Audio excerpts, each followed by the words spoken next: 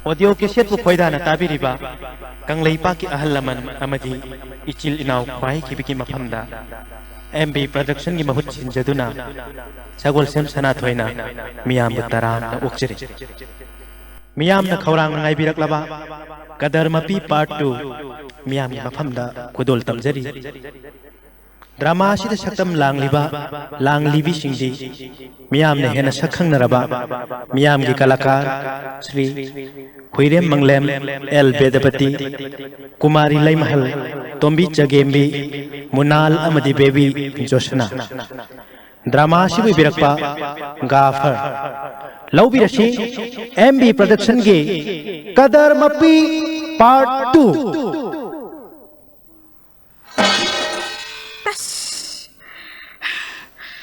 Waba Ipon bai ba makai waba aduga mana aibo kari suwe na kanda bani nasya ma kaktana aibu usit tabadana tana matu ato besi nasu aibu usit tarabani kan tawis is matu ano besi ga kenara dana ye saita isa singa sige kare khandu nai khang lai bagi wani ko isa sing asit lai ramdra badine magun igun khang rang wadabani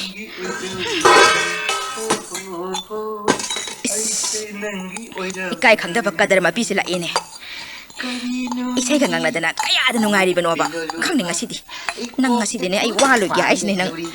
wa sai nang ngara galoy re magi mama ay hakit haja manda ga nungari dana sibo hina ini se wa ban ay ay ra sila bi na ka law ne hey kui ay ina ko manda nungari dana ta da jale ne ay ma ay ko yun ne machine to sibo Masih tak siang nak ini kau ni siapa? Tak ada jalan ni. Hai, masih mai bisang lu jalan ni. Hai, rasi lagi nang ni ini kau ni saya, nang buni ni. Oh kari darka lagi tu na ibu kau ni bano. Masih bukan ni na, lai orang lu jalan. Kau ni nang tahu tu bah? Ai kan nang kau thuk na bagi, ai pun nang kanano. Yum masih dah sangbi dak liba sibu, yum ona bo erang gani ye. Wakan do mukte ya muna kantha bi dak gani sangbi dak. Kau ni kau ni masih matur ni sibu. Ha. Hey, ai je nangi nupa ni ne, nangi nupa tiam tu ni ne, kai no nang ang. Wai khang de, nang kanano nai masak khang de hai sini. Te yum masih dak kari thabak ai dunak lak libano. Ha. Ade ai khang di ye, ai nupa ri si gre. Si gi bare tha ni hum pharak le ba. Hey, hai di re nang bo. Kai no ne. Kai sa gi nang ang no nang bo. Kari ga hai roi do libano. Ai gi sa singa si gi ne ma pa su leitre bani ne si ki baga mana de na masi ba hai de bo waro. Nanti nangi na nak tai sao na lipi ba ai si bu nang si gre hai du to hi di bro nang bo. Kai no ne masi bo. Ai na numi ni hum ni dang thabak sa tho si da kari no nang so tang patang ngang si bo. Nanti nang bo ai leitre ka tho pa nu pa na yu pa gi hai de bla ne. Na kai chue nang ngang no na. Nang hari kisna ai talle bi wa nang ngi ni. Ta ma tha je sa galam ba. Ho ai di ne nang ko na ti ye. Aina nang mo oram labadine thika darada doctor ra engineer amadane yum palangada mane adugane maruti amana tolagane namang da hangat handa chatpa ngam loina khanbro ngang jano ya sakta nang bo kanana logi dori ba sakta kada yengna siro kai no yengna dori ba ate isa singa sigi khanduna aina khong thangma ngamda basida nang aibu yam usitre na ko ha ya usitre ba hausi pak waloyo hausi waloyo ba kapta bagi manung dane nang namang de bo yum pan ngamdra ba rasi labi iming hong gyari sini aduga khoi dine pan ba tar basu nangumba hapu se madadi palo nang ne khangli bana tro a ta mo mola se ai ge thungna hogda ba dagi ne ning ba kai da hojik phapu nupi ga ba thida da ne pakhang oi le ri bane khama sakta thi tor ba mam do sia nupi ni ya bi da ge ning ba kai ga sa sen ne le ri do ai ju khange ai nang wa ma kha ta tra no nang namai kai ma ba kana nang ka khai ro na ta mo mo nu sira ida mana ne mata mama da ne hai gi wai sing do ngasi di loi ne semangak te warak le nusida ta mo mon nang na nuong mo taban sum da ne piram ba mithai do ngasi phawon na chen na kaw gi do hausi phawon nang gi mithai do thumli bo hey rasulabi nang na hari do kai no ha nang gi du bo ai bu karim na bi wara na hari do ha karim na bi waro ai sagul oro da ngai ko saw gi no ai ne mithai am saw ba gi wari li ba da nang yam saungning ni ne nang yam nungai ti ba natra aduga ꯅꯪꯅ ꯑꯩ ꯂꯩꯅ ꯂꯩꯁꯥꯕꯤ ꯄꯨꯁꯤꯜꯂꯛꯂꯤꯕꯁꯤꯗꯤ ꯑꯩꯗꯤ ꯅꯨꯡꯉꯥꯏꯔꯝꯒꯅꯤ ꯈꯟꯕ꯭ꯔꯣ ꯑꯗꯣ ꯑꯩ ꯅꯨꯡꯉꯥꯏꯔꯝꯒꯅꯤ ꯉꯥꯡꯉꯣꯕ ꯁꯤ ꯍꯥꯟꯅ ꯈꯨꯝꯃꯣꯕ ꯅꯪꯅ ꯇꯥꯃꯃꯣ ꯅꯪꯅ ꯄꯤꯔꯝꯕ ꯃꯤꯊꯥꯏꯗꯣ ꯉꯁꯤ ꯐꯥꯎꯕ ꯊꯨꯝꯂꯤ ꯀꯥꯏꯅ ꯊꯨꯝꯂꯤꯅꯤ ꯅꯪꯒꯤ ꯇꯣꯔꯕꯣꯠ ꯃꯥꯝꯗꯅ ꯄꯤꯔꯝꯕ ꯃꯤꯊꯥꯏꯗꯣ ꯇꯣꯔꯕꯣꯠ ꯃꯥꯟꯖꯔꯕꯁꯨꯅꯦ ꯏꯕꯨꯡꯉꯣ ꯅꯪꯉꯣꯟꯗꯒꯤꯅꯦ ꯃꯥ ꯌꯥꯝ ꯍꯦꯜꯂꯤ ꯃꯥꯗꯤꯅꯦ ꯁꯔꯀꯥꯔꯒꯤ ꯊꯕꯛꯁꯨ ꯇꯧꯏ ꯏꯅꯥꯛꯁꯨ ꯈꯨꯜꯂꯤ ꯐꯔꯁꯨ ꯐꯠꯇ꯭ꯔꯕꯁꯨꯅꯦ ꯃꯔꯨꯇꯤ ꯃꯆꯥ ꯑꯃꯇ ꯑꯣꯏꯔꯕꯁꯨ ꯇꯣꯡꯂꯤ ꯅꯪꯅꯦ ꯅꯐꯥꯡ ꯇꯣꯛꯄꯅꯤꯀꯣ ꯅꯪ ꯑꯩꯉꯣꯟꯗ ꯅꯪ ꯀꯔꯦꯝꯅꯕ ꯍꯧꯔꯛꯀꯅꯨꯀꯣ ꯍꯦꯟꯕꯨ ꯍꯦꯟꯗ꯭ꯔꯣ ꯁꯤꯕꯨ ꯀꯔꯦꯝꯅꯔꯤꯕ꯭ꯔꯣ ꯀꯔꯤ ꯀꯔꯦꯝꯅꯗꯣꯏꯅꯤ ꯑꯁꯨꯝ ꯍꯥꯏꯔ ꯁꯥꯎꯔꯤꯅꯤꯅꯦ ꯁꯦ ꯀꯜꯂꯛꯏꯅꯤꯅꯦ ꯃꯤꯅ ꯋꯥꯔꯗꯤ ꯌꯥꯔꯣ ꯀꯜꯂꯛꯏꯅꯤ ꯅꯪꯗꯤ ꯂꯣꯏꯔꯦ ꯍꯥꯏꯔꯦ ꯅꯪꯅ ꯃꯥꯔꯨꯇꯤ ꯃꯆꯥ ꯑꯃ ꯑꯣꯏꯔꯁꯨ ꯇꯣꯡꯂꯤ ꯀꯥꯏꯅ ꯑꯩꯗꯨꯗꯤ ꯅꯪꯅ ꯃꯆꯥ ꯑꯃ ꯍꯥꯏꯕꯗꯨꯅꯦ madu ꯌꯥꯎꯁꯜꯂꯛꯀꯅꯨꯅꯦ ꯃꯗꯨꯗꯅꯦ ꯈꯣꯏꯗꯧꯁꯦ ꯄ꯭ꯔꯣꯛ ꯆꯥꯏꯕꯁꯦ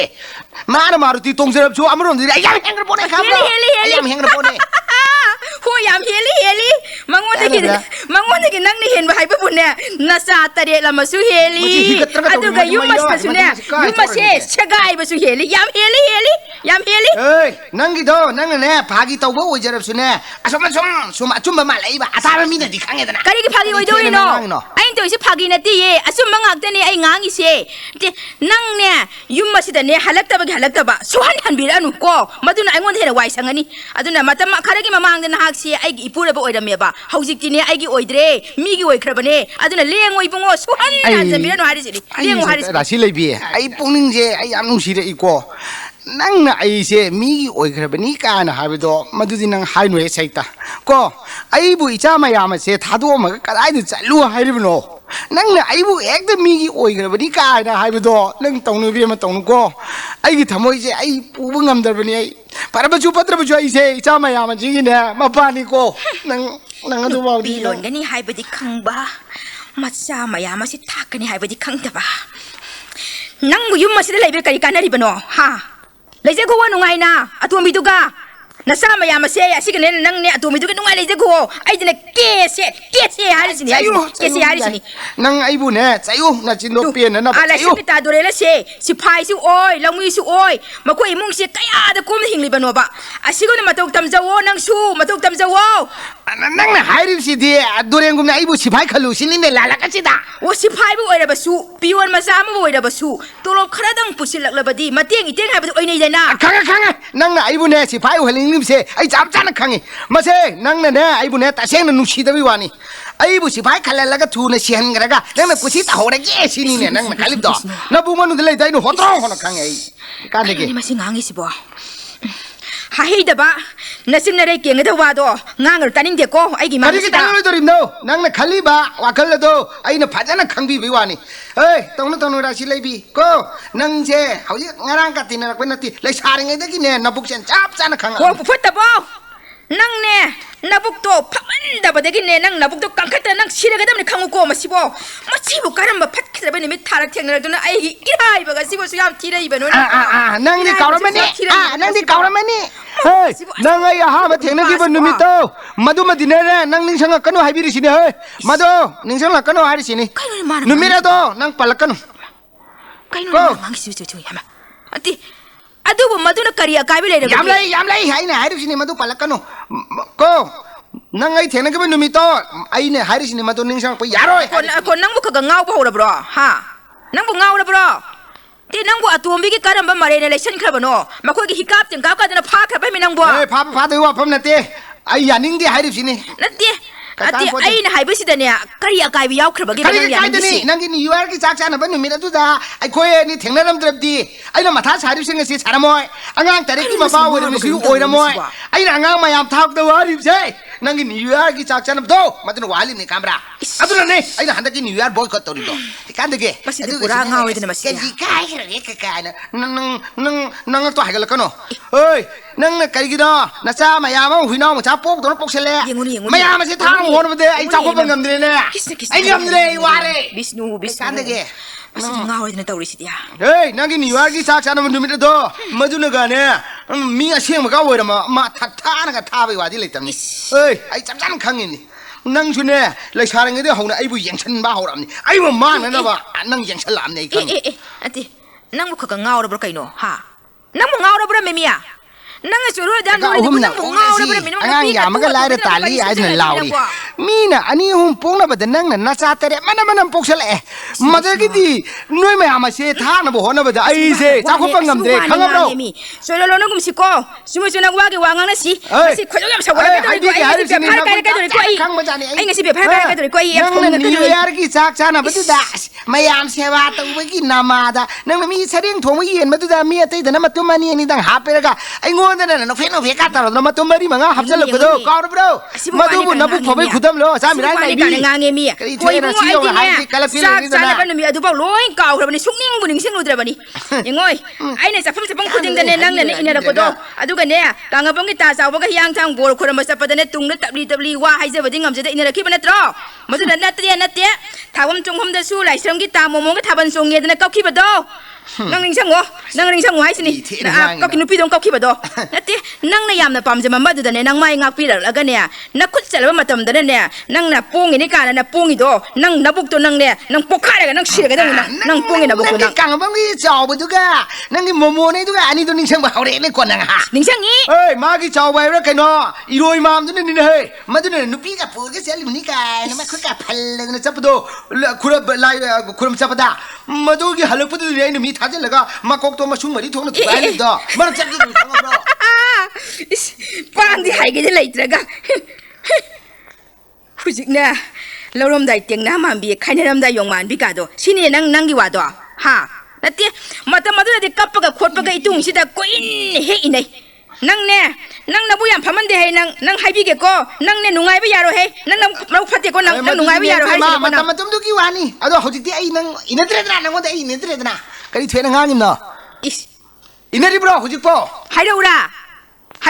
ก็อินเนาะให้ดูบ่ให้โอเอาวางกินเนี่ยอินเนตามูบีคุยจะนัดรอนั่งไอ้งอนตานะคุรมดูนะอามุกที่จะยาวิวการกับตัวให้กี่ตัวฮะมาตัวมากี่วันนี่มาตัวคุรมสุเนี่ยอีกไอ้ดีเย่น่าสักตัวขรียิงไม่ยาดมีเขาจริงๆเนี่ยเช็คพี่บาลีพี่มาอายุยาหัวเราก็อุดเจดีแฮนั่งกินพี่มาบ่เช็คพี่มาบ่กันมาสักตียิงแต่ไม่ใช่มามิ่งแต่ก็ราศีเลยพี่กันนะมามิ่งแต่ก็ราศีเลยพี่กันเกาหลีเนี่ยเฮ้ยนั่งไอ้บุเนี่ยถูกตัวนั่งพากิบเนี่ยตัวเขาจริงๆถูกหมกตัวยาด้วยถูกพี่โร่ไอ้โบการตะกี้还有，ไอ้ไก่ถูกตรงพาดิเป็นอะไรตรงนี้น้องเก่าแล้วบรอนั่งมุกกะดีเนี่ยไอ้ถูกตรงนั้นพาด้วยเนี่ยบ้าสักนั่งบ้าที่ยิงแต่น่ะอีที่แต่น่ะชัมบรูนกันทวนตัวด้วยกันนัวมันขจายด่ะนัวมันขดังด่ะนัวมันจิมบ้านไม่ยาด่ะเฮ้ยพี่มานั่งงงจะชัมบรูนกว่าสิ还有ปั่นไม่ต้องเนี่ย还有เจียมาชัมบรูนตัวเขาจริงๆก็ได้จะตรานฟ้าตกเลยอูเดรเลยเดรฮะมาทำมาดิเนี่ยคือจะกาเจียที่เดินน่ะคือของทางกันสิว่าห่วงอีกของทางนะว่าที่มันตายนะเป็นยังไงบ้างมาข้าจ่ายแล้วกันนุโก้นั่งเชยเฮ้ยนับบุกยามนับไพ่นั่งหมูนับบุกผ่าไปเชยกังเลยป้าชีดันเลยละมวยการไอ้งวดหายอยู่ตรงนั้นก่อนบรอฮะนั่นมีโดนน่ะว่าข้าจะเลิกคลิปด้ดีกว่านะมาหงี้ไม่เอาสิบ่เขาจิกที่ชัมบรูโดเลยเตรียดนะคุยจะกาชัวจัดเตรียบ้านในมองชาเกตัวไม่นะน่าชักชูนงกีที่จะละอันนี้เอาตัวตานี่จะจัลลัวสินาวาลูกเดียสิเจ๊นั่งดิสิที่ข้าจะอีบ้าให้รับพอนี่ตามมัวน่าจะบุญชีวิตตันบีดมากะการน่าไปชุดตันบีดนะปักขังชามายเลยก็การนั่นอีกตัวคอร์บก็ดีเถอะนะเขาจะลอยหายตัวบีดนั่งโชคกันนี่ตัวน่ะโอ้ยบุ้งอ่ะมาทำมาดูแต่สักที่จะละกันนี่คุณยังการละกันนี่หายไปเสียหานักขลุ่ยยาดรอสิทีโดไอ้เนี่ยหันวิดาบัดกี้เนี่ยนั่งเนี่ยเสียทั้งหมดเราทั้งหมดบัดกี้เนี่ยน่าตัวยังมั่งงามดูเนี่ยอามาก็หันวิคิดว่านี่ไม่บอกก็ชาบอย่าได้ไอ้น่ะมายามันปีรชุนนั่นอามาข้าหลักวิโดมาเดเนี่ยนั่งไหนเช่ยำปั๊มใจโดจับจานมาเยกเช่นนั้นตั้งนี่มั่งโดอามุนเขาเนี่ยนิ่งสิงหาลักนุโก้น่าซาปักข้างใส่ผ้าแล้วบัดนี้ขนาดยานต่อน้ำไม่ดูขนาดใกล้บุคคลน่าหาดิเช่อีซาปักข้างใส่ผ้าไอ้เช่ฮันูโรชิโร่ฟังคนจัดเราใช่หรอก็ดีเถอะงั้นฮัลยามเนี่ยเว้ยนี่มึงผมเนี่ยเตี้ยเนี่ยไม่โคตรดีcái đó ngay thôi đi cái đó xe tu năm mai đâu mình diễn được thìยังngang sắp tu xin năng để hay chứ đi bạn mía tí này đi ai sẽ cùng mang cùng thả gì in cái nàyแบบครั้งว่าจะกันจ้าบ้านเนี่ยยามเราดิชุกันหันดีนั่งสิดีน่าจะโวยเลยนะนั่งแต่หันไม่ไหวโอ้ยบุ้งอ่ะอามาแต่นาทีเอ๋มันนี่ปุ่มบากินพี่เสนั่งลอยเนี่ยลุงอ่ะอะดูกันเนี่ยงานูเย็นลอยไปตรงเนี่ยลอยเนี่ยลอยบิวมาดูเนี่ยอีรำดำมาสิกิตังแล้วมันมิงเสร็จแล้วมาปวดปังงามบสิยัยเฮ้ยสักทีพี่สักทีพี่กว่าพี่มันไอ้อยู่สิตรชามันกับข้าวเนี่ยมันนี่นุพี่บอกงานนู้เยลอยไปต้องการลุยบิวกับกายนะมันไอ้ มาป้ามจะหันเล่นกันกี่ไอ้บุญเนี่ยอีสามไม่ยามันจะแยกขันรูปแต่เนี่ยมันจะไอ้ตาทุบงำจะไม่วานี่สิบ้าใครเนาะใครตัว นั่ ละ งงานยมได้หันหลังแต่ก็ได้จัดเลย โอ้นะป้าบุโรนุปี้อะตัวไม่ขันลูริบะเนี่ยนุปี้อะตัวไม่ขันลูริบะตัวเฮ้ยนั่งงานกินดูมันนั่งราศีเอาที่ไหนราศีเอาที่นั่นมิ่งดูเต้นนี่เนี่ยมันมิ่งเดี๋ยวที่ราศีเลยวิ่งไกลๆนะเฮ้ยนั่งไอ้คนจะเล่าจะหัวกันเนาะนั่งไกลๆนะแกเบี่ยนเดี๋ยวนั่งตาโจกแจงไว้ใกล้จะขี้อาบุคอยด่าฮะบ่อยจะขี้ป่ะนั่งเจี๊ยก็ตามมาสักทีใครจะขี้นี่คอยด่าอันนี้โอ้ยจะขี้ป่ะนั่นที่มวยน่ะลอยนี่อยู่มันจะท่าตัวจะเล่นจีบัวมวยจีบัวอีสานตัวนี้ให้ไปเรียนเนี่ยนัดเด็กชูนั่นแต่ที่ใครต้องจะขี้ป่ะมานะอาบุคอยเด็กเตียงคาราอินโดมจอยเตียงคาราปีวายดันจะขี้บันบิคานี่เป็นจะเล่นไปซะสิงั้นจ้ะนั่งน่ะกำไมต้องน่ะมวยไล่ท่าหัวดิบ่ะนั่งช่วยยองเสียยาตรอมีมันเดจะปะแต่อีกใครจะตรอใครตัวเมื่อกี้ไอ้ใครตัวดิบ่ะพวกทะเลกันเลยเนี่ยนั่งช่วยปากคุมที่ไอ้ยี่น้ำมาเลวีขังเดียไอ้ยี่ซาสิงนู่นกายานูมาสิงกายสักครั้งกายาเลยหัวดิบ่ะอยู่อามาแต่ขังเดิมนี่ไอ้ยี่สิโอนออกไปดูนี่มีน่ะที่ขังเดิมบ่ะอีสามไม่ยามาชิบุเนี่ยงานูเย่เลยระเบิดตรงนั้นเนี่ยปุ่นเนี่ยเลยเย่บะมีมันตั้งแต่เลยเนี่ยเลยระกี้กันต้องหนุ่มอะไรนั่นก็ใส่ตามีน่ะที่ขังไม่ได้บ่ะแต่ว่าที่ไอ้เจ้าคุติกันละไปดูนี่ไอ้ราศีเลยพี่เฮ้ยนั่งกินเนี่ยอะไรตามเถียงกี้ถอนรวยไปแล้วกันเนาะมีเหล้าตัวไม่หนูพี่รู้บ่มามีตัวนั้นนั่งวันนั้นอุตส่าห์งานอีกไก่ตัวมาตัวทับเลยกันนะบ้านนี่มีสาวโอ้ยแล้วก็ขันเอามาช้ำตัวพูดจะรู้ไอ้กูไม่ยังไงยาเนี่ยเอาจริงโอ้ยบุ้งนั่งกินเนี่ยนัดตู้สักตาดูกี่มาเตียงกันเนี่ยเราก็จะมาด่าสิเลยบินัดเด้อันนั้นที่ติงโชว์ไปกันเนาะบ่ลำจะไล่กันเลยเฮ้ยมาชี้ให้เบมเล่าอีมาว่าให้กันเล่าขราหันมาพันเอ็มให้ปูแล้วเลยดิเฮ้ยช่วยบุ้งไอ้บุญเนี่ยพันเอ็มหุ่นมาดิทหารบินุโกไอ้เนี่ยตัวนี้สิเดเนี่ยราชิไล่บีสิเดดิโอหันบิกันได้จักเลยมันนี่ตั้งผ้าบ้ามตั้งขันกระดูกสิบบ้านน่ะอายุจะกี่ตัวน่ะใครเนาะนั่งน่ะมาสิมาดามเลยแต่นั่งจังไอ้เด็กใครกินเนาะฮะบ้านนั่งนี่มากี่อุปหางนี่กี่ตัวบ้ากินน่ะเฮ้ยนั่งมากี่พี่มาสิงทีวีดูเนี่ยชัวอาจจะชโลมาได้ให้ดูมาได้ให้ดูเฮ้ยเดี๋ยวเฮ้ยเดี๋ยวรอเจ้บ้าไอ้กี่เจ้รอไอ้จ่าเจ้มาโอ้กระปุกนี่นั่นที่นั่งบัวงั้นสิกะจับโอชาร์บรูยังงูให้ยังดีบ้านน่ะบ้านเด็กกุลามาปีสิงหามาปีงอที่ยามเลยบิดูนี่จากีอะดูนั่งน้ำมันเดนี่บ้านน่ะพี่มาสิงเที่ยวอีกกันนั่นให้ดูกันกูจานิงเด็กชูเฮ้ยยามฮาวรุปูนี่มีมันนี่พูดเด็กกับฟังปูนี่ที่มีดับปานเด็กพี่มีสารีเนี่ยฮาวรุกุลานี่เนี่ยนั่งน่ะให้จานเนี่ยเด็กท่าจานเด็กชูเฮ้ยนั่งท่าจานเด็กประตูนู่นเนี่ยเช่นั่งท่าจานเด็กก็ให้ยังบ้าก็บ้าจ้าจะจัดเลยก็อีบ้านนี่เลยมีนรสิโร่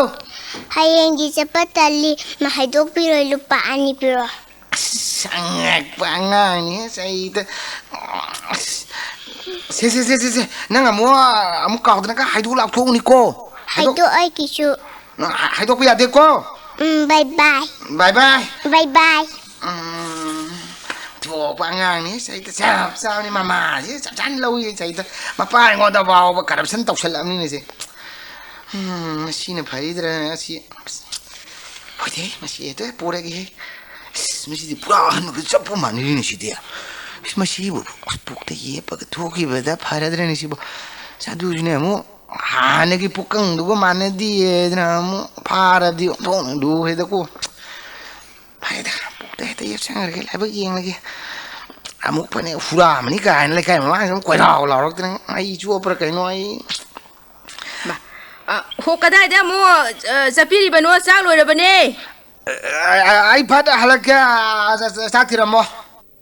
ai thabale laune sida wa gi ne Mema karino saludra bro sok tunan bi rei sibo asaludre da baja de ke da hala amni ne adu di paisa du soire ne as santi gi luhong badi hayeng ni ai nan ha na ma si thokani hai pasi khanglabane ba ai je soidana siba tare mi mama si dai da ꯑꯩꯅ ꯏꯀꯥꯏꯕ ꯅꯪꯂꯒꯅꯦ ꯅꯪ ꯄꯦꯜꯂꯨꯀꯣ ꯅꯪ ꯄꯦꯜꯂꯨ ꯍꯥꯏꯗꯤꯁꯤꯅꯤ ꯅꯪ ꯑꯩꯗ ꯁꯤꯖꯈ꯭ꯔꯒꯦ ꯑꯩꯗ ꯁꯤꯖꯈ꯭ꯔꯒꯦ ꯊꯥꯕꯂꯩ ꯅꯪ ꯁꯤꯗꯤ ꯅꯠꯇꯦ ꯑꯩꯅ ꯍꯥꯏꯕꯗꯤ ꯑꯩꯒꯤ ꯋꯥꯔꯤꯁꯤ ꯅꯪ ꯂꯣꯏꯕꯥꯎꯇꯗꯤ ꯑꯃꯨꯛꯇ ꯇꯥꯒꯣ ꯀꯩꯗꯧꯔꯒꯦ ꯏꯕꯦꯝꯃ ꯅꯪꯕꯣ ꯇꯥꯅꯤꯡꯗꯦ ꯑꯩꯅ ꯅꯪꯉꯣꯟꯗ ꯂꯩꯔꯛꯄ ꯅꯨꯃꯤꯠ ꯑꯗꯨꯗꯒꯤ ꯉꯁꯤ ꯐꯥꯎꯕꯁꯤꯗꯩꯗ ꯑꯩꯅ ꯍꯥꯏꯕꯗ ꯀꯔꯝꯕ ꯃꯇꯝꯗ ꯃꯈꯣꯏ ꯇꯥꯃꯣꯅ ꯌꯥꯕ ꯌꯥꯎꯈ꯭ꯔꯕꯒꯦ ꯅꯒꯨꯟ ꯆꯞ ꯆꯥꯅ ꯈꯪꯉꯕ꯭ꯔꯥ ꯅꯪꯁꯦ ꯃꯍꯥ ꯀꯗꯔ ꯃꯄꯤꯅꯤ ꯀꯗꯔ ꯃꯄꯤ ꯑꯁ ꯅꯪ ꯉꯁꯤ ꯅꯆꯤꯟ ꯊꯣꯡꯅ ꯊꯤꯈ꯭ꯔꯦ ꯁꯩꯇ ꯅꯪꯅ ꯍꯥꯏꯕ ꯏꯟꯗꯤꯌꯥ ꯀꯥꯏꯅ ꯀꯗꯔ ꯃꯄꯤ ꯀꯥꯏꯅ ꯅꯪ ꯑꯗꯨꯃꯥꯏꯅ ꯍꯥꯏꯅꯨꯅꯦ ꯅꯪ ꯑꯩꯉꯣꯟꯗ ꯅꯪꯒꯤ ꯄꯦꯟꯅꯕ ꯇꯧꯕꯗ ꯅꯠꯇꯅ ꯅꯪꯅ ꯍꯥꯏꯕ ꯏꯟꯕꯗꯒꯤ ꯅꯠꯇ꯭ꯔꯣ ꯑꯩꯅ ꯃꯤꯒꯤ ꯃꯔꯥꯜ ꯂꯩꯖꯗ꯭ꯔꯕꯤ 이봉 마마도 누기기 말한 티티드나 있는 잘라 칸으로 입지. 강해. nangi 용기나 따또 로이나 강이. 나티 아이나 아이디 nangi 피도 빵도 야디 하이름이나 피도 아이는 라이레가 보래. 아두가 낭나 피도 콕 빵으로 로이래. 세 다저들에게 이용해 세 지마 빠나이니네. 아이나 디낭나 빠 톡도는 라이로 둑 서로 아이나 고에 라이비 그래 로이래 칸나 라이레. 마시디 바 민디 따는 사우리니나 가 자동나 딸레세. kaino puktaga yepaga pura isibo huran badawna. Hai nupaane nupigi phane lai besibu le kai mang se phajeri bene si kai le ka poni ne che yengi se kadai no ema ma panai bene yam phajai ni sidia ma pan khulon ka jina phajari ba ema ste kundo pari yengi dunia mi sibu kya pige mi moi tamo yam phajai wani ai ma se ka se le phanu pai ni zadra aina sila di yam pakchara ni kamai tang ni sidia pa ko kada pamuri wani nangbu hoi ne as phajai ni ma mi lu pa chong rang ani ne yam ni se manga ka tang ta wa wa de ne sai de ne si khang ma tu hanu bi ne wanga ne luje dibane ma mi te ne lebi waleti ma ma do I ka no ai manga bok taw ya ti asi pagdi si nang si pagdi bi he paktra phajadra ai ko pamura bani ka thagale he adu phane sibu to phajakhri wani as nang ya as oi ya si wa nang ne ko nang na su thiru ji na pari chi ko chi da ta to wanga te sai phin ga ta de ai su singom ta lebi ro mai ta mo sin khre da go sai ta hoi na ai nang ye phi lei ba si di ai de du ma cha da ta re ne mi heng ai de phi lei ba ka sai sala roi ko mo khoi ta mo na dum lebi ro oi mi yam hai ko ai ka le ri de no ai di nang ne pa de le te ba ji ne mi to wanga ta ngang oh imung sibu mi kana lagi hai kana no hoje ke konjen de bo si le vini nei ai paneng tong lo chelo mi ma paneng tong lo chelo mi ai le ti ai ko ai kang tong lo ki ai kang tong lo ki ai dai ko o thirai do laiti ye halaktri ye hey kai de bi khadrak to angte kok thoro khadrak to angte kok thoro karino isi na prap hekta laga lawai da hana lak pi sibo hey tim layu nawa hura maduna ne ai phane huran kare pha bhadra lai bane ai isi wagi wasum na chumna ngang na si phaja na ngang na si kai dau bagya is sidi gyan yam na tai na sidi ya hai anga chi tv dongam bi nang na su ai bu sitta baga sar dana masi macham mana amani dang hori basi isi panghen henjam bira kono ko kana roi henjala kanu hai sini na anga ka doi ba na ka doi isi na de ngona ka doi ba ha isi na ngona ka doi no hey huram bagi nupi kana isi de huram bagi nupi na tro para kudang sedang kaya ba mo si ay ngona henjala una kan na ke masi ayo masi si takam ko le roi da masi na ba masi kaya da si mana ingdo si tapasal na angang ni ka kaina ay bo atomi ni no si tribani na siya Hado ina, ugo na nang ingon da. Dapat tahu gua manang, tahu na itik kangan ye, kangbra tare na. Hado. Tira kalan chona ba dog na sen na tang na le du ba. Hai khamle. Kita pasar. Hai na che na na tong du kan na hai. TV. Hai na che. Aku tu hari kaki no. Yaro ye. Hai mo tam ni ai ma chin na che ye na ma se ma chin to na salu ro so. Lao ne lao wo sa lao ne kai na lao. saluran tali ne Hai. Lao. Oi mi. Oi mi. Hai asli bi. Nang hari ni kai no ne. Kai no. Ma ko nai ko pa la ka khana ba ko da na. Oi mi. Mai yum da la ka khana ba ka bi da ni ne. Khana ba ka bi da ni ba taw ngam bi nang bu ne. Oi mi na ba bang ka. Ngam bi ya. Kai no. Nang kai thuen to nang da na. Hai. Ka su to mi le mi. Ina. Nang song to mi le ai na ai ta ko ba. Khang ngo ba nang. Hai. Nang nga gi do ai na ai ta ko. Nang pa ko le gi ma ko ta na sa ani hom pan si nang. Hoi ta ka nang pan. Kai thuen to sina. Kai thuen to sina. Kai thuen to sina. Hai ti le ne. Không ai nắm cái đi. Ma si ai ne. Ma si. TV à. Ai ti le ne. Ai wa ai gi le. ทำเลยยังจะง่ายคนเนี่ย ก็เฮ้ยราชิลีไปว่าแกง่ายคนนั่งน่ะปามีสิง่ายคนนั่งน่ะปามีสิทำเลยกี่มารู้สินั่งพวกจะเล่นกี่สิ่งเนี่ยอาจารย์นี่นั่งน่ะมารู้โอเคนะคนนั้นกี่แต่มาที่ฮิตไก่พี่จังหวะอีกเลยอยู่เนี่ยเล็กกระโดด นั่นตุ้มจังจัง เล็กกระโดดแล้วบ้านนี้มาคนที่อะไรพวกกับตัวอีกกันเลยการนั่นแหละ นั่งพี่สินั่งไอ้เนี่ยมาสมัครร้อยนั่นแหละมาสมัครปุ๊บ ไอ้ ระวังอยู่พี่อะระวังอยู่พี่ กันเลยใช่ตัว พลิงกายไล่ให้กับพี่พี่อะลูกป้าปามพี่ได้พี่นั่งแมวนะเขากันเก็บฉันให้ฉันพี่เก็บฉันให้ ช่วยหนูพี่ไอ้สักพันจะพี่ให้นายยมนี่ปานมาขังจะเนี่ยมาจ้าจะเนี่ยมันฟ้าจะเนี่ยนายยมนี่ปานจะเนี่ยมาจ้าจะพี่ไม่ใช่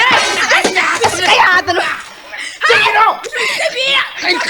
จริงเลยเนี่ย ซาดนะ ไอ้วายตัวเฉลยไอ้ตัวเฉลย ลาวะ ไอ้สิตั้งใจเลยไอ้ ไอ้จับตัวนู้นก็ชิบะตัวนึงก็ตัวชิบะทุกที่ให้เดี๋ยววันนี้มาตู้ชิบะทุกที่ให้เดี๋ยวมีตัวชิบะก็จะนักกะอาตัวนู้น Hei, masih pun nak sih, masih pun nak, masih mana ngang masih hei siu nak ba, hei cunga mah ba, nang ngang kali ya hei. Era, aku nak ingin dah.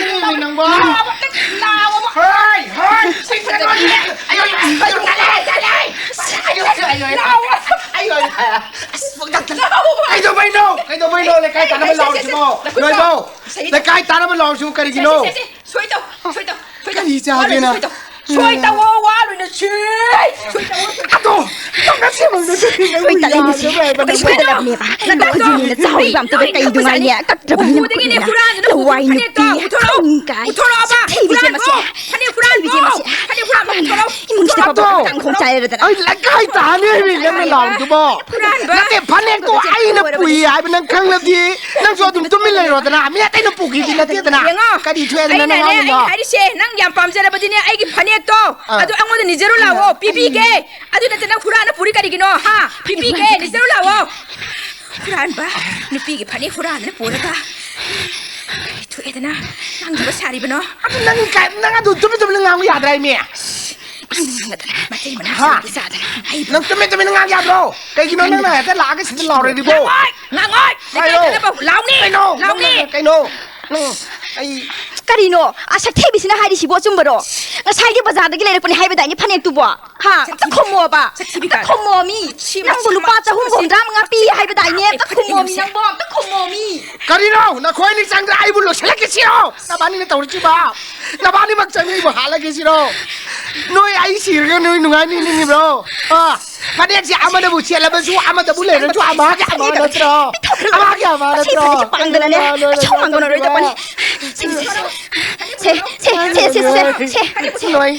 Sini lagi kau cina marah nang tu saja. Pasti pura kan keras noleng bikro. Keras noleng tapi kro nak saku yang ni dia bikro. Tapi kro, keras noleng tapi kro. Tapi kro ni sini nang. Awak kata bila bila bani ba. Aduh gak. Bikro ada sini. Pa. Mana ada? Ada tidak nak kerja patah. Kau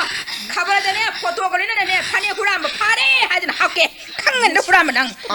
Kejauh ni apa kalau ni? Ada kado tu riba, nang kado tu riba apa kado tu riba. Aku tu ni. Jepang deh ni, mayak sing deh ni. Ikan kado riba ni. Madu ni nang pani Quran bagi dan dia bu. Madu ni kangen berapa? Hai bebe, apa. Aduh kede,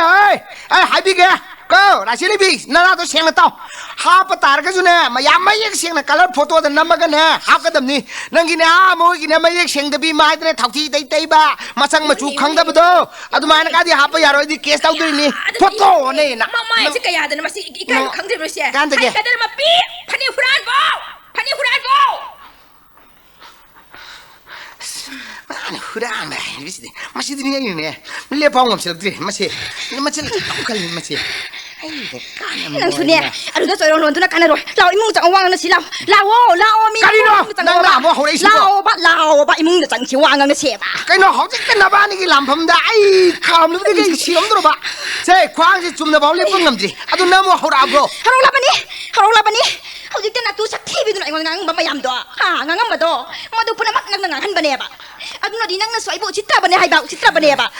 Ai imung citra nak lai bangam doroi. Ai lai bangam doroi hai di sini. Tham le. Tak tahu apa tu kau bido. Kau bido. Cái nó là hai đó. Tu kan cak lagi. Ai cak lagi. Kau bido hai di sini. Kau bido hai di sini. Kau bido. nang kai do gai no noi na bong ko pa do ko kai do gai hari no walo to han dori ba walo thoro ni ba nang lam cha se yam na chum di khanga bro na ram cha to chum to han dori ba ai koi ta go pan di ne mi marin teng ba ya nai kha boni noi ge ta chau a hoi alau di ki chirak ta ki thok ba ma ma kai ang to kai do dori ba ha kai do gai hari no hoi bungo nang bu di ne ai koi ta chang na ta pa chen ba da ne ma chum ta ni khang chu chung ba dau na khanga bra hoi ne noi ta sau do ma thot ta lang khala ga ne ko that ke ko so chalo ya de no shi ai kire kang li pa si te tien ba ai na ai mi ngi se khang dam le tra ni nang ni kadar mati ran ba kadar mati mari lai de ai ma du ma ka tha ga pa ni ba ni tung de ka ta na to ma du gi la man ni khung kan da ba wa si ko thok na nga ine si ko thok na nga ine ba thar ga ling li manu da han jan ge alau sin gi dum to ko so chalo pai adu bu di nang khang ni de nang si khang ni ba nang nang kan tab de nang wa ngang no chao imu de chao ai temba ai na koi bu kanam tlai trana ibai go pani ni ibai mo hai tha ba le hai ibai la ina hai na ma pa nong to thorong ne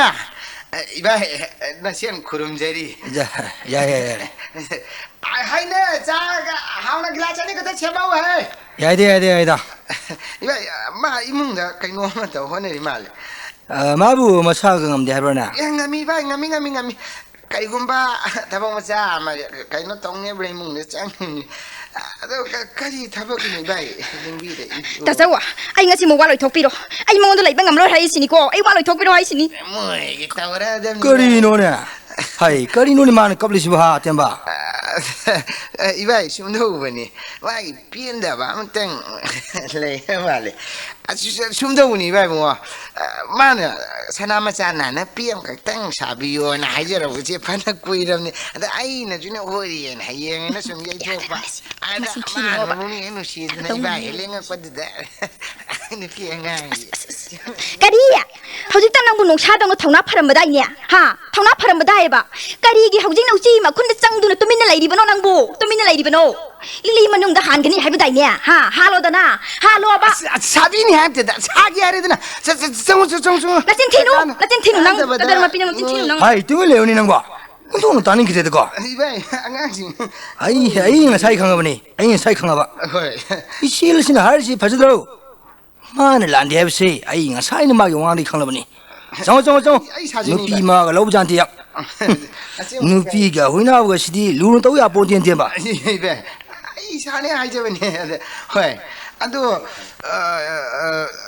na zai dong da puro na hai lao ni temba se phamo se ibai ga wari sa si handa ibai di shiram dori ni bo karam na ibai ibai na handa hospital da lai ba si na koi di wari ko mun ta khang khiro ni ha ibai ibai koi na koi su lokit trim ni chang pa ya de na thing ba me thang gi du da la ko chung am jau de koi lak ti yam na lak chaning ba ni adu san na bi ai bam su lai rim ni na pare ibai su da sa ni tera hau ki ba working gi mangani pa bu numi tu ni he thok ke da sa do karam na no ibai mo tera numi da wa rang gi pung ahum ma khairam tarak pa do ai da hoi ai na khwairaman bazar gi halak pa da leirang machil da ai da nupi nupa angang ahal aya na dada yamung na khoi le kai do operation tori bari changkinu hayo ai di cham na karano operation tori badu hai na khangman khidne heta hosilu bani hoi ibai maru di sifai maya mule tu le ramene maru da ai na operation tawbada bu ga tawraga operation tori basidi soi na haru oira mani hai na chap launa hai dor pa butiamba sifai maya am hosil la tap eta phai aduga ai mun da tung kol he sini aina babuji mai ostar hung ibai hai bu ma khuina tung kya ostar he amu ni ne amu ꯑꯗꯨꯗꯒꯤ ꯑꯩꯅ ꯃꯥꯏ L ꯄꯤꯀ ꯑꯣꯁꯇꯥꯔ ꯍꯨꯡ ꯍꯣꯏ ꯍꯣꯏ ꯃꯗꯨꯗꯒꯤ ꯑꯩꯒꯤ ꯋꯥꯍꯩꯗꯨ ꯂꯣꯏ ꯐꯠꯇ꯭ꯔꯤꯉꯩꯗꯨꯗꯅꯤꯅꯦ ꯑꯩꯅ ꯃꯈꯣꯏꯅ ꯃꯥꯔꯣ ꯍꯥꯏꯗꯅ ꯃꯌꯥꯝ ꯆꯪꯅ ꯅꯦꯠꯄꯒ ꯀꯥꯎꯕꯒ ꯊꯤꯟꯕꯒ ꯇꯦꯝꯕ 이봐 스마도 사니네 ꯁꯔꯨ ꯁꯌꯥꯡꯁꯤ ꯃꯀꯣꯜ ꯊꯣꯛꯄ ꯑꯣꯏꯅ 닝한 이봐 뭐는 푸버시디 이푸티 하이네 이봐 ꯃꯗꯨꯗꯒꯤ ꯏꯕꯣ 이봐 ꯃꯈꯣꯏꯅ ꯍꯦꯛ ꯐꯨꯕ ꯂꯣꯏꯔꯛꯄꯗꯨꯗ ꯑꯩꯅ ꯍꯦꯔꯥ 이바에게 미흔들 락나 마양 마차 먹고는 그라 푸바 넷바 까오르가 마이테 마차 그 링긴 망한 비아브로 망할로이 하이드라인 폭 라운 하우글락바부 마루리게 마얌 짱나 진다해 하르가 마굿 보럽 떠바 어머나 이바에게 이탕 나홈지 삐 키부 사이다 옥스 템바 이바에게 안 따락바다 호스당에 파먹는 힙드를 내야매 시름머디 파동니도 모이면 암도 마팜 닦아담 그리 해봐 템바 이봐 좀 더 보니 이바이부 니에빠가 따바가 따고 이바 시바이징에도 마팜 딸락디 누가이니 시니바 템바 능 오이 당번 나기마 빠손데 파모 마야이데 파고노 센터에 문에는 와지 세란도란 딸이 해이고 아니 밤새게 이바기 나 som탐데 기땅 따들이 시나더라 호이니 나사 홍기부도 이세제 밤새게 이바 야니 아두 템바 이바이디 사오크로버디 한다비니도 아두부 타블레이세 신이 나온 말이기 만웅다 돈 미쳤니 아두나 가르게 통나 담이도 아주 많은 닝부 통을거니 하려버디 아이쿠게 수업빼머니 많이 아시면니 왜 아이는 저희 타블레이시 안강니 과 그래서 강제드림니 아이나 이 칸나 아이 암루는 자나 떠져가 보니 많은 강 삭보다 이 속잡았나티 nga사가 많은 강이 콜리바 마얌도 이봐 아이 그림다 이 kum제드리니 파이 아두부 신라 시레비드수 미라에바 야데코 템바 배 강리다 아이 호이 니빠마 오이바 따라버디 거품 톡바 니엄도 낭마 짝거든니 호이 ngā기는 ngā 싹기는 싹 밥 따고 예 이바이 차차니 아이나 센니 옴숨나 이 차차바자니 아이 동자바니 고 짭 많으나 이행 아무도 당구다보니 많이 아이 영제니 이바이 미행 소이나 이행 바이브도 아이나 센 동자로 있고 마두고만 이용 까이 타부 부카나나 떠위에 얘네 고이바 바래 호이 아두 이바이 수아묵 여우르게 호이 이바이 아두 땜바 이바이 마마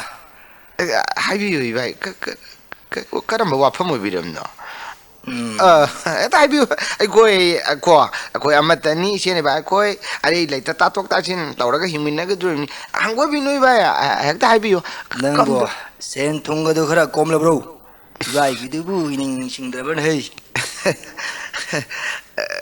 이바이 마시 아이시 kitang khudung ama zadadana tawrimi ai bai kaujedi ko ai bai gi doi soi nai inka chagi ai wakane laijari ai i sui ka jaga poni da ai bai gi sembam ji ai kuimala poni da ai oi bagi 템바 kuimale hoi nang ne hele khangli bidun de bai di sendu ina hingli bini do mani achuma mangni bai ne tak pirito ai kuire roi ai kitang ai ngamgadra ai si ai handa asamadi ai lajarabani ada sumdobani ai si chuni ba to na daw ya gidraba ai duni ai handa ki ajigi gala dukan machi ama dai si hoti macha ma tawraga tegli moi paunaro ki macing ya daida ai si phamjagi na tawni da amoi ye piare do laktana buldazana yum heta khai baduda aina kanjaruri ba dukan ju heyok thok rei ba na tai em sa idraba iduni aduda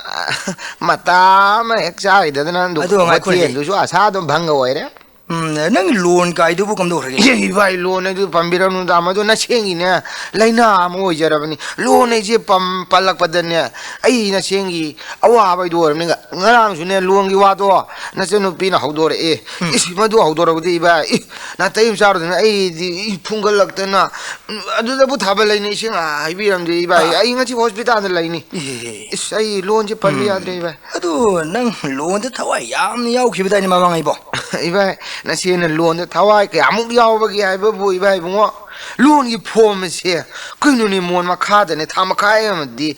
nan chalaga ai dumjari ni loan se phawra na bai chi gi ko iba adu Luon mana budi kesulan Japona tiada nanggi piare bra kari noi ba. Ojiki sarkar lai tebi ai bra masi lak pa tegi. Sandal tu na siengi asa pun bang tu poyan meni ni. Si tu adum na siengi mang do bang bang na tu tu san jare iba. Pare. Tiyan manang ngasi othok na su daw ya khidraba haibidu ni. Iba yadi bo kumsi yadi ba chumi. Daw yada ba ibu kari no ni ba. Handak ingun na siena yungu. Ai ne hak tauru besi yungu. Sang macam tang he agali yungu ngasai buldajan he takai do. Siu he hotian he phamgi tawi hak yade do. Masina ama tawi kana daba ama yang ningi thugai ba ga ye khai ba ga iba. Ko ai handak ma si wa kan jo no na ai si ama ron de nungai ru ram ne do bau jai nungai jadre. Ko hau ga di hau gre ai de nai. Pare. Tumin lejara bani. Ai nangi hotel phambaga du yadre kam dawni. Hoi daw Madu na taba ma he yango. Hoi daw si khare yadri ba mo machi ta sana ra sahi matang na ra. Sinfam do loine ma thwai mangan mari tawnu ko. Iba ai ama Kure na ko. Hoi ai si ki ek chita da nai singje ge ko iba gi semam do hacharo. Ai konthong bau tang ai thindok je. Yare. Ai bema ibung gi bema thabalai. Ai bung chale ko. Hai ta chong chale ge ai na. Chale ta chale. Ma imung na khai. Ya ai thindok je ge ba. Yare tem yare. Adudi iba ai swai de shum ai leja horge ko. Na chen kurum jeri.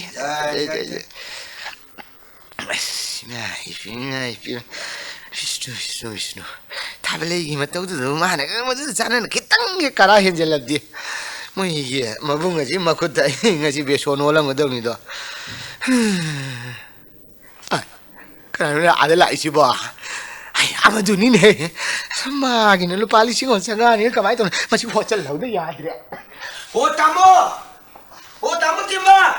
Ai ne amuk tena ai ko amuk tena ai ne. Hai ma. Ai wa. Nang de ka dum le saluri no ha. Tamo ai ne amuk tena ai ko. Ai ka ro kai no na ha gi wa pham du ni. Ishi. Ai de kana oro ni hui na ka khong bu ning ne ji luri. Yo to nang wei de kwa. Ishi nang ai wa pham do se. Ai ne ikut mang ne ai mangon da ne kwa. Ai pi ru ram ni.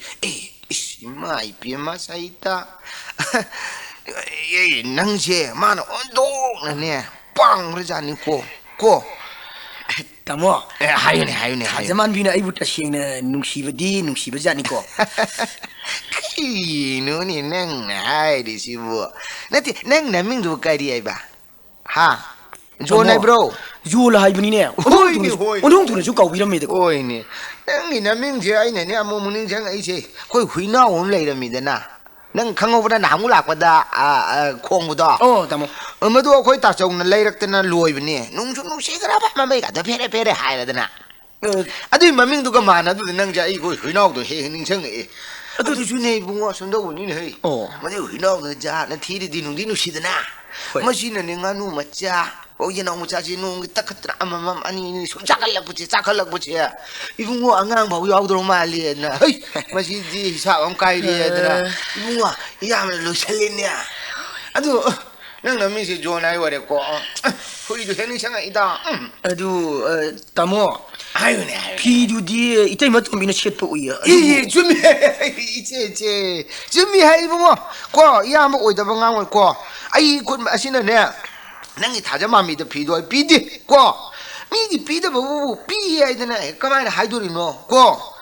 Ma du sum do woni. Mai ni po da do. Taja mami de pi ge na tan de nang na tai ma tu mi ta ba le ji na chu pa ma li ni. Adi nang ti ye na se chang gi da I hong do ro u ya da na. Jom he chef de ye ma si pa ma le se ra se no. Ai en ko na ma mu nang gi taja mami du di pi de chu ya ye da na se len ni ba. Ama ya ma hani ko ai mo. Hoi tamo pi du itai mena che ra ba shu. Thabak ti mai pa an bi ko. Mai bu pa la di ai di ka shu kai di do. Ibunga tabalai che. Nang ira chi che ma chi dri ma ngao ri ni. Nang ai han de ki ma dang sian ta da ba nang pa mu nu ko ibunga pa mu nu ko. Ko na kun chan ga da ba khajik ta ma ngai ri ni. Iwa tamo hajaman bi she. Ta shin na nuri ya man nung shi je ba. Adu da tamo na amuk tang ma shak tu han bi rabdi. Haying mag hekta sian mangam jagani. Ibunga 능시 다져 마음이 보내 당의 싱네 능시 미다지 말래 해 tamo khamoi shengbagi wabu디 masak udingida ngaujari basinidana sabas adini ngawgadamni bungo ngawgadamni pakangna le sabi gi ngawdragadi sani roidadi ngawrubi ari bro ha tamo thajaman bisi lottery ticket kakti ko kurinon he bungo nang ari bole sabi bul lottery kakurane nang zon thon tho kweda tamo lottery ticket kakpala sabi yam leiko leibirenia akhoi lekaida nangbanggi lukhoido sarkar gi thabaksu tawbi lottery ticket kakpi le sabi lawdagi pumut mut khriwa shi hoin he bungo moi lukhoi matai manawdo maroin kon yong kai lottery da thadokpaden natena machani khak phoksab dusu badop thamaga lottery da kai ka ning phung ang dai ni he lottery ticket kakpi da di aingonda sinabinu ko slow reda ishe adu de bungo yambasu aujikia nangi nupi adugi maramdadi ai mona khangdi ma tige ka ikakte shidi dang ta na khangdi ne nang lupa tara kundang riksuo bara o na piram abdi tamo ai no horin ji hekta chala ga khangdo ko di yar poni she sinabinu she lupa yang khaini ari maduna tamona sa thakbiro she ka ikakti du dai mona khangan biu he madum di khangdi he ma lottery ka ikakte du di adu tamona khangan biu lottery ticket ka kaya no ne yang khaini tamo herai bungo adu ma ina ga ti tok salakanu da ta siang ni ya me thamo siang na ko nang ina ting pang bai wani adu ga nang ekta corruption tok salai du di ya ma bu corruption ya ba miro corruption maru phuktalu ka ka ina kan ka lauri du ya ma ni ne tamona la nang ya ri ma kudra do tamo waru bi aina asuk tamo siang na haijaba si da samna pijabani tamo si ina du ma ina jamna thamo du siang ne pi di kai shu he kai da bai ba adu da ya ni ondo pa bab to he khallu re da na tamo ishoro shaki di laur su kai di ishoro shaki nana uno ne tamo tamo siang na pijabani la na lobinu ko adu hayu ne adu khajaman bi do mathang thasi da chien ba yana na ba do tamona khar kan phona bi ko yeri boy shi hai ai sai cha tare leina pakang sare ga le sabi taga tikpi ama lawang ngamba tien bai bidu ai ni ne nang na tin to mi sin nang khangro khangji sile ana lawri ni ne aduna bu aina tamona ta ba kana mata da tawksi sinadri ni adu ne bai bungo nang kai ching na runu ne mi ne yango chi mantar janta tawraga mi nupi lawnai da la ha ai gidi aduna te mantar jantra drakar oidi yamagi shakti yengoi bo fare adu tamo yam nungai jakre adu amu yog jakrage pare yoro adu ai ne ma lottery ka ikakte do khangang be ko yoro ise ai bo jo auta hano gari to kale tamo karimu hita habiu kedo ya auta halo ni ise ai ka kari wala ke tamo thai to ni ne mo nang mo paisa ka paijera bere ne nang paisa ka paijera bi yam de lupa chong ka thang biu do ha nati yam ne upai me le man ne nang on ne hek ta hairum ne ko nang se la na khan no ko ai na tin cha dring tamo lupa chahum pudi yauri adu ai khongrau ji lam kakang leje khanjabani adu isi khangde dai mo inaw ge khongrau du soi le hen ni ko le da su ya pon ti adu yam gi handa ki matang si adu na su pa ga da ba nang ne lu pa so hum do ai ngon thang bi ram abdi yam gi pun si si amu hing ga do rim do khangde dai mo handa matang si bu gi khot lai re do yam hingang ge sian ge tamo adu di se chinabinu se nang nu ya ga do ri bre se kona leira su ai gi khongrau du kona le su le si lupa chahum si loksin biro pasim biro kang re da surya ko sa suram ni tamo kang ni dai bos ai nang gi ne laman se yam nei tol ni nang to bi man se yam ai so ka ro ko yam u pai le man da na ne ai ondo ni kai ga po ni ko ado yam ne ne ngam ja ba hai ba bu ko nang on da ye thawai ak chang he yaw ne ai nang na ting pang ni yeng ko nang gi ne khudong sabdo ai na ne tha man bi se nang ina ko de sinaba sinatra badu ai tamo pangko ka de ndo 타자만 비시 타자만 기드는 또 보니 아주나 아이나 타자만 비부 밤이 하이버시 마는 강릉 거들다 그리 눈이 세이때 이분 원낭지 세이때 빵으로 뿐이네 타자만 미나 얌 밤이네 뭐 밤이 고 얌 빵으로 자니 ใช่มาน่ะปามไปบุนั่งน่ะสิปีกี่บจิตทีโดเชื่อหายตัวผัดจะมีอิชิงดะอิชิงกีฬาสตาฮาปีกสิละกะไทยเองเนี่ยชิงยอดต้องชิงบล็อกตามเช่ลูกคุณเช่อังกังสิงกิกันว่ามันเลยบีขอสิไอ้ยารีเนี่ยชูรีเบรเนี่ยตามตัวยิงบิวเช่ช่วยก็พี่เดี๋ยวลูกสกุบาระอุตส่าห์ตามตัวลงพิทูเพร่นั่งชอลยาวอันนี้ตามว่าไอ้มึงยกเยอะกันแกยาวตามว่ายาวเลยไอ้ก็ยาวก็ตามว่า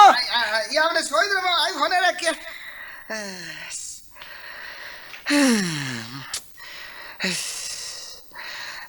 มาสินะโมหายังการีทั่วก็ได้ภาษาอิตาไอ้เนี่ยพี่เชมบีนี่เดี๋ยวนะไปชาจูโลกทั่วเครียดขุดอนปวดจูปีนี่อะไรกันมาตัวมีได้ปีเดี๋ยวอะไรเรื่องนะข่าวเด็กก็มันหักกันลักษณะเตี้ยมันนั่งลอยนี่ก็ไปดูชูป้าจะอุ้มสิบุเลยรับดีถูกปามดีละนี่ก็ได้ให้ใบชีชูเนี่ยการนักรับจานี่ก็ก็ได้ให้ใบชีที่ปุ่นชีเสียสังนี่ก็สิบุก็ได้ให้รำรับได้ปุ่นชีนะฮานะลำยายdaไม่ยายdaตัดละดำเนี่ยสิไปไอ้งั้นจังสิมูราก็จะอามันแต่เราเฉลิมตรีนี่มาสินะไอ้ทับเลยตัวก็ได้ตรงจังเลยให้ทับเลยก็ตัวจังเลยให้ทับเลยนะมุกก็ได้เลยนะให้นะมุกก็ใครตัวรู้แค่เราเนี่ยไอ้ว่าให้เนี่ยนั่นที่นั่นฮิจาบีกวางมันบีโดมาดูกินุปีโดมาดูกิมาควกตาหัวมาชำมารีมังอาดูนั่นไอ้เนี่ยก็งนะพอยดัดโอยนั่นหายไปดูชุนังงามหูเดียนั่งกิมิจังมักตาดานั่งกิพอร์เดลิปมักตาดานั่งบัวก็ได้เลยดูเกเฮ้ยมาหนูสิทริปโดนั่งชูสิพังทอกปนตีนะทรอละโอว่าเย่เล็บปีนี้ไอ้กิดมันก็นั่งนั่งเล็บปีเสียยามนั่งเล็บปีตะปนี่มาดูน่ะระฮะมาดูน่ะระบะนั่งน่ะมาบุตรกันอีมาตั้งงางตระกาไอ้บุตรที่น่ะที่น่ะตาวรีบดวมากูมันน่ะสู้ไอ้ช้ำกันสิพยมภาษาระดนะสักทีบิสักขัดตะบีตาลำตั้งหาละคิดสนุกขังดินะมาทิกตาวเกียบะนั่งบัวมาเขาจุดพาวว่าใครดูดิแกนั่งบัวฮะมาบุปผามจะไปที่กินนัตโตไอ้เนี่ยนั่งเล่าดิเช่เฮ้ยให้พี่กินนะเฮ้ยนั่งสุขังลำนัตโตกะดีกินนั่งเนี่ยมาบุอุสิกระตุริมโนอุชลุโนนั่งชูเนี่ยกระดาษยามนะให้ไอ้เนี่ยนั่งอีกระดาษดอมุนนะขังบ้านนี่ขังอะไรไอ้ไม่งั้นใช่ดีอะมาดูดูกี่ตัวนะอ้าวสิมาคุณเด้อเขาจะเงียบทางหน้าพระภาษาระดับนะโอ้ยบุ้งว่าฮุรานมาตุ้งมาอินดูนั่นเนี่ยการน่ะรู้อีกขังอะไรไอ้ขัดแกตุ้มไม่ดีให้ตุ้มเลยการเนี่ยฮุรานมาตุ้งกับการนะในบ้านนี้ขันนี่ตันจ้าใจนะคำถูกปากจานสลาวเรียกนารุนเด็กกินอันนี้รังนวดคลิปดูนี่เนี่ยนะมาคงดูเสียคลิปดูนั่นนี่มิตรที่อูเขาเดินนะก็ดีเนี่ยอันนี้บุญนั่งกินมิจังดีนะหายแย่ดิบล้อก็ดีทุยนะงั้นโอ้ยเฮ้ยสิพาริสิว่าพัฒนาเนี่ยมุตตังงานสิมุตตะพันธะบิวเสียมุตตะพันบิวคาริโนไอ้ตัวได้โยนั่งกิวาโดคนงั้นสิเจน่ะสิป้าเจ้าหุ่นสินะนะกันโน่นสารีระกันโน่นมาเลยรู้จักเฮ้ยมาจูโดอัตยามาจูกีมาปานดาหางามปานจะเซียนบ้าไอ้หนุ่ยอนาดีฟิล์มเด่นหนุ่ยคริสมาคาปูนักเสียคลิปโดมาดูมาไม่เห็นเลยรู้จักอะดูกันนะไอ้อาคุยแต่ยังไม่กี่ยามมาดูไว้รู้แกไอ้เนี่ยเท่าไรกันนะมันนี่เดินนับปัวดูกันนะสักตาที่กวางมามีดูมามังดูเนี่ยฮันนั่นก็สักสัตว์รีปนี่ฮันตั้งนักได้เด็กฮุรานดูนะปูบีเด็กลีบ้าฮะนัดเดียกันอาเกฟุริข้าวมุกจะปีรุระบะเกียบะเฮ้ยจุ่มเนี่ยมีเนี่ยพวกที่ดูอ่ะมัวเช็คนักไปวานี่เนี่ยใครเนาะนั่งงานดูบ่ไอ้เนี่ยข้าช่วยกันไอ้พี่นั่งดูขังนิ่มเนี่ยไอ้ดูนั่งเกี่ยพี่มาดาร์การเลยหายไปดูด่าไม่พันธุ์ตัวน่ะพาราดราไอ้เดน่ะมาใช้กูปวดไปวานี่เนี่ยอะดูกะมาเนี่ยไอ้บุฟรานบ้าตาหันนั่งคุยเล่าเรื่องเมียมาชี้ตัวนั่นนั่งชัวไอ้บุ้งลานมันขันเดน่ะหันเจริญเจนนั่นไอ้งูเนี่ยมันใกล้บ้างชัวมุกปีดินั่งชัวโอ้อะตัวปมาปูอะมามุกลากระดาให้ดูนั่นเนี่ยสิ่งนั้นบังอันดับะเฮ้ยเซ่คำพูดที่เป็นมาเซ่ลูกป้าส่งดูมาดูกินเนี่ยมาปูไอ้บุนั่งนี่นั่งนั่นแต่มาปูผมเลยทำนี่เล่าลูกป้าส่งมาสินั่นเนี่ย ꯊꯥꯕꯂꯩꯒꯤ ꯊꯃꯣꯏ ꯂꯩꯒꯦ ꯍꯥꯏꯅꯒꯗꯤ ꯈꯜꯂꯨꯅꯨꯀꯣ ꯃꯁꯤꯗꯤ ꯅꯪꯅ ꯊꯣꯛ ꯃꯣꯛ ꯀꯗꯔ ꯀꯌꯥꯃꯨꯛ ꯁꯤꯖꯤꯟꯅꯗꯨꯅ ꯑꯩꯕꯨ ꯅꯪꯒꯤ ꯅꯈꯨꯠ ꯆꯟꯁꯤꯜꯂꯦꯗꯅ ꯆꯟꯁꯤꯜꯂꯦꯕ ꯑꯗꯨꯒ ꯑꯣꯏꯔꯝꯃꯤꯕ ꯐꯤꯕꯝ ꯑꯁꯤꯒ ꯐꯨꯠꯇꯥꯅꯤ ꯀꯗꯤꯌꯥ ꯂꯩꯇ ꯗꯣꯂꯥꯟ ꯃꯊꯣꯟ ꯑꯍꯨꯝꯒꯤ ꯌꯨꯝ ꯃꯆꯥ ꯑꯃꯈꯛ ꯁꯥꯖꯔꯦ ꯀꯥꯏꯅ ꯁ꯭ꯄꯤꯁꯤꯌꯦꯜ ꯀꯟꯇꯦꯛꯇꯔꯅꯤ ꯊꯤꯀꯥꯗꯥꯔꯅꯤ ꯍꯣ ꯋꯥꯒꯤ ꯊꯤꯀꯥꯗꯥꯔ ꯍꯣ ꯀꯗꯔ ꯃꯄꯤ ꯀꯗꯥꯏꯗꯩꯅꯣꯅꯦ ꯃꯥꯅ ꯑꯃꯨꯛ ꯍꯨꯝꯃꯛꯏꯕ ꯅꯣꯡꯂꯩ ꯅꯨꯡꯁꯤꯠꯁꯤꯕꯣ ꯉꯔꯥꯡ ꯅꯍꯥꯟ ꯕꯪꯒ꯭ꯂꯥꯗꯦꯁꯇ ꯍꯨꯝꯃꯛꯇꯅ ꯃꯤ 100-500 ꯁꯤꯒꯦ ꯑꯗꯨꯒꯤ ꯃꯆꯤꯜꯂꯅꯦ ꯅꯪꯒꯤꯗꯨꯕꯣ ꯀꯔꯤ ꯀꯥꯟꯗ ꯉꯥꯡꯉꯤꯅꯣ ꯌꯦꯡꯉꯨꯁꯤ ꯅꯈꯣꯏꯕꯨ ꯑꯩꯕꯨ ꯏꯃꯥ ꯏꯄꯥꯅ ꯊꯣꯟꯕꯤꯔꯝꯕ ꯑꯩꯒꯤ ꯏꯃꯤꯡ ꯇꯦꯟꯕ ꯍꯥꯏꯕꯁꯤ ꯇꯣꯛꯑꯦꯔꯒ ꯅꯣꯏꯅ ꯀꯗꯔ ꯃꯄꯤ ꯈꯗ꯭ꯔꯛ ꯃꯗ꯭ꯔꯛ ꯑꯩꯅ ꯊꯣꯟꯕꯤꯔꯤꯁꯤꯕꯨ ꯅꯣꯏꯕꯨ ꯀꯔꯤ ꯅꯨꯡꯉꯥꯏꯒꯦ ꯀꯔꯤꯒꯤꯅꯣ ꯀꯔꯤ ꯀꯥꯟꯗꯕꯗ ꯅꯣꯏ ꯉꯥꯡ ꯁꯥꯔꯤꯕꯅꯣ ꯅꯣꯏꯅꯦ ꯋꯥ ꯌꯥꯝ ꯀꯟꯅ ꯑꯩꯉꯣꯟꯗ ꯉꯥꯡꯁꯜꯂꯛꯀꯅꯨ ꯀꯣ ꯀꯗꯔ ꯃꯄꯤ ꯍꯥꯏꯕꯅꯤ ꯃꯁꯤꯕꯨ ꯀꯔꯤ ꯀꯥꯏꯔꯤꯕꯒꯦ कदर मपी हाइदना नोइन मत काय काय दबगी वादो मदो हाइर कनुने करी कारोइदुरिनो करी कारोइदुरिनो ना खोयनी ना कदर मपी ने कौबदेगी आइगी मिंसे कदर मपी ने अदुम ओन खरेने